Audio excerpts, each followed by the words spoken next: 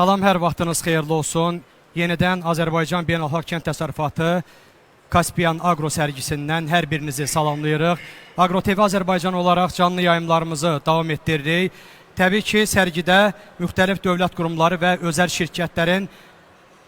şirkətlər təmsil olunurlar. İndi yanımızda dövlət qurumunun nümayəndəsi var. Qonağımız isə Azərbaycan Respublikası Kənd Təsərrüfatı Nazirliyinin Əkinçilik Elmi Tədqiqat İnstitutunun direktoru Faiq Xudayevdir. Faiq bəy, xoş gördük. Xoş gördük.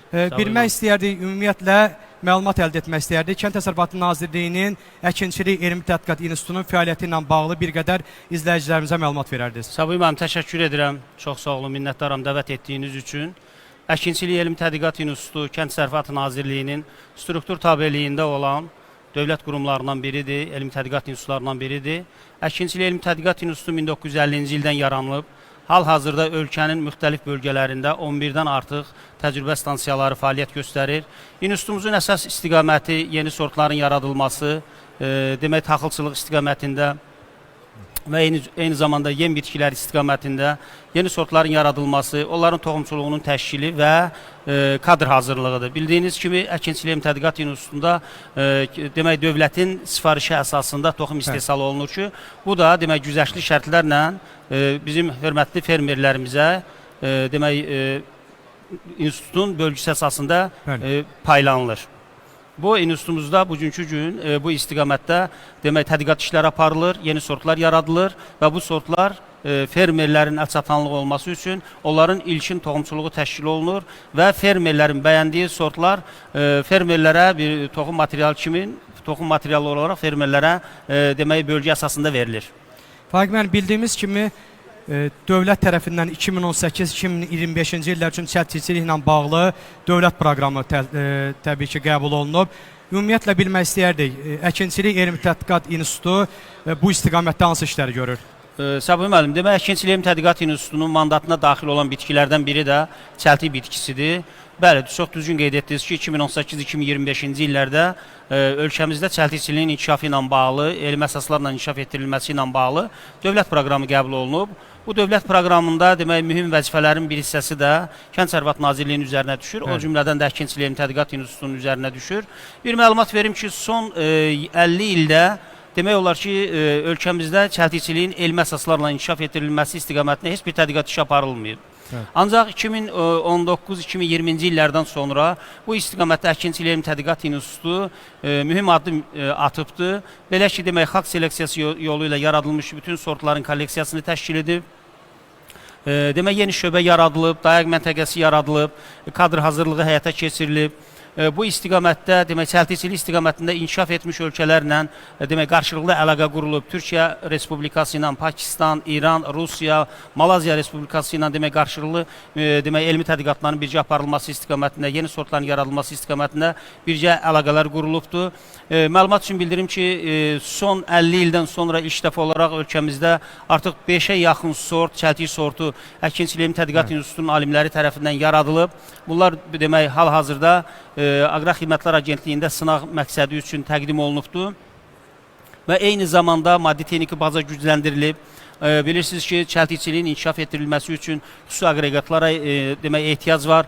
Bu, Kənd Təsərrüfatı Nazirliyinin maliyyə dəstəkliyi ilə birbaşa olaraq hal-hazırda Əkinçilik Elmi Tədqiqat İnstitutunun Lənkəran dayaq məntəqəsinin maddi texniki bazası demək olar ki, ən yüksək səviyyədə təchiz olunubdur.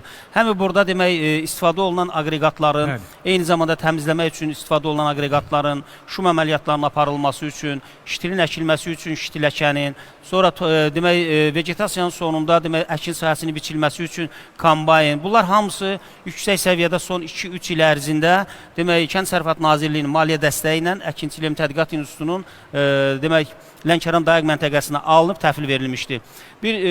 Çox gözəl bir iş bundan ibarətdir ki, bilirsiniz, bu çəltikçilik istiqamətində bayaq qeyd etdiyim ki, kadr məsələsi xüsusi bir önəm daşıyır, istənilən bir sahə üzrə. Ancaq çəltikçilik xüsusi bir əhəmiyyət kəsb edir. Mütəxəssis olmalıdır. Bəli, mütəxəssis olmalıdır. Çəltikçilik təkcə təkcə əkib, becərib çıxmaqla deyil. Yəni bilirsiniz ki, bu bitki pastayan da su altında qalmalıdır. Bu işi bacarmaq lazımdır bir sözlə. Bu işi bacaran xüsusi mütəxəssislər olmalıdır, bu işi bacaran xüsusi ixtisaslaşmış kadrlar olmalıdır və bu istiqamətdə də hal-hazırda Əkinçilik İnstitutunda kadr hazırlığı istiqamətində Türkiyə Respublikası ilə, Pakistan Respublikası ilə və Rusiya Federasiyasının demək bu sahədə ixtisaslaşmış elm tədqiqat institutları ilə birgə demək qarşılıqlı əlaqədə demək kadr hazırlığı istiqamətində də işlərimiz davam edir. Faiq müəllim, son illər hansı bitki sortları yaradılar və xüsusən işğaldan azad olunmuş ərazilərdə bölgəyə xas həmin bitki sortlarının yetişdirilməsinə şərait varmı, ehtiyac varmı daha doğrusu? Bilirsiniz, istənilən halda kənd təsərrüfatı sahəsində aparılan elmi tədqiqatların nəticəsi yeni sortların yaradılması və istehsalata tətbiq olunmasından irəli gəlir. Bu istiqamətdə də biz bugün bizim üçün əsas xüsusi əhəmiyyət kəsb edən məsələ ondan ibarətdir ki, bölgələr üçün xarakterik olan yeni sortların yaradılması və istehsalata tətbiq olunması xüsusi əhəmiyyət kəsb edir. Biz də bu istiqamətdə Elmi Tədqiqat İnstitutu olaraq hal-hazırda bu istiqamətdə elmi tədqiqat işlərimizi davam etdiririk. Bəli, istənilən halda bir sort bütün respublikanın bütün bölgələrində əkib becərmək mümkün deyil. Çünki onun əldə etdiyimiz nəticələr xüsusi olaraq fermeri qane etməyəcək. Ona görə də istənilən fermer, yəni bölgəsindən asılı olmayaraq bölgəyə uyğun olan yeni sortların əldə olunması və əkib becərilməsini təmin etməlidir. Bu istiqamətdə də Əkinçilik Elmi Tədqiqat İnstitutu olaraq xüsusi biz hal-hazırda tədqiqat işləri aparırıq.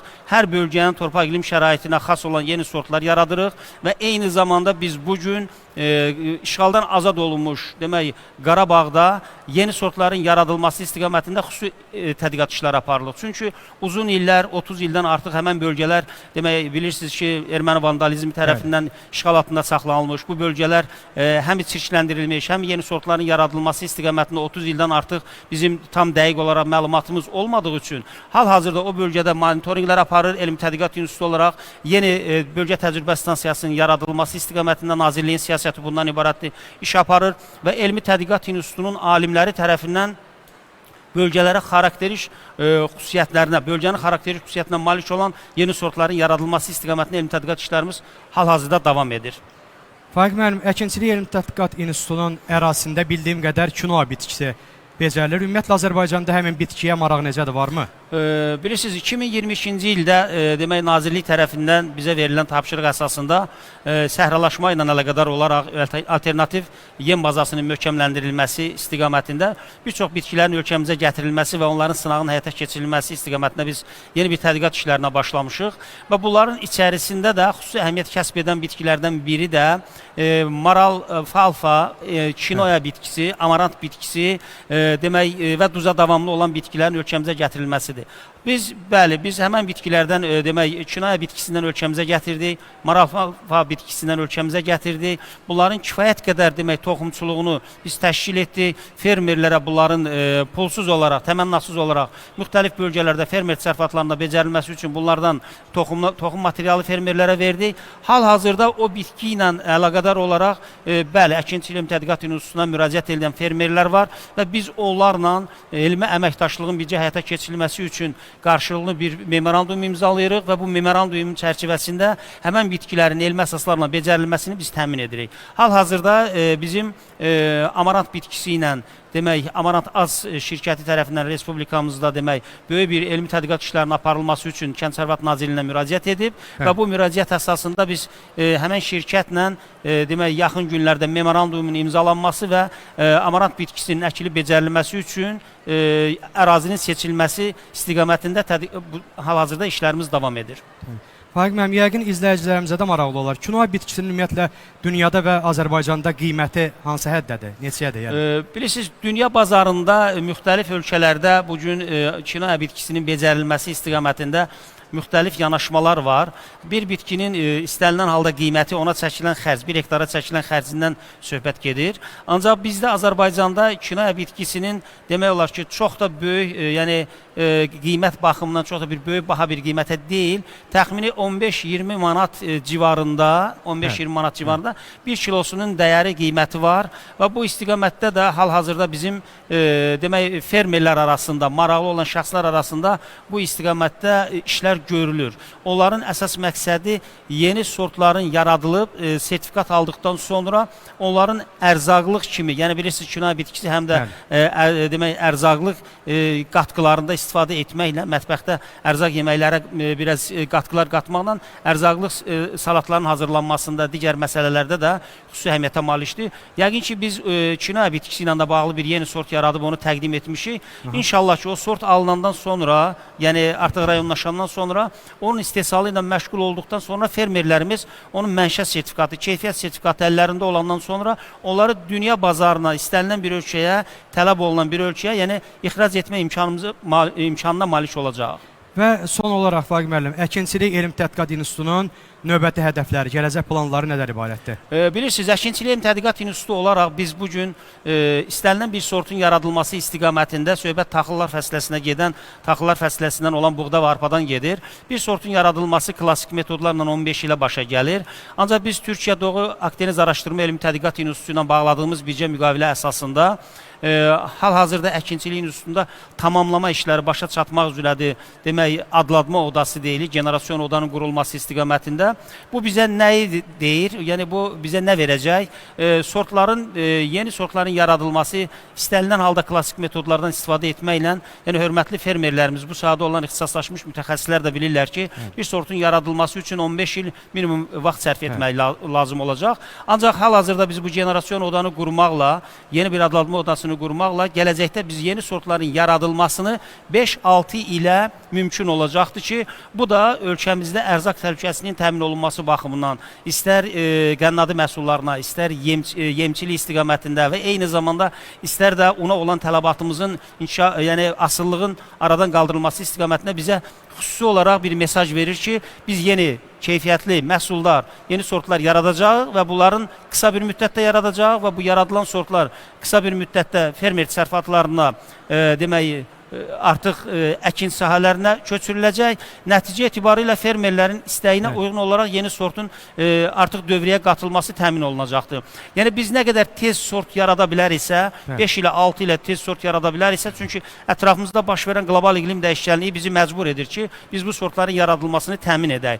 Çünki bir sortu 15 ilə yaradıb, sonra onun toxumçuluğunu təşkil edib, yəni hörmətli fermerlərimiz və ixtisaslı mütəxəssislər bilir ki, elit reproduksiyalı toxumun əldə olunması üçün təxmini 6 il vaxt sərf olunur.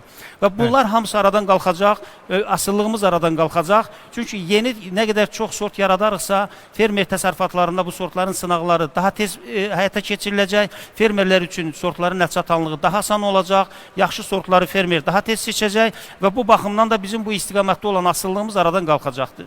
Çox təşəkkür edirik Vaqif müəllim, ətraflı dolğun məlumat üçün.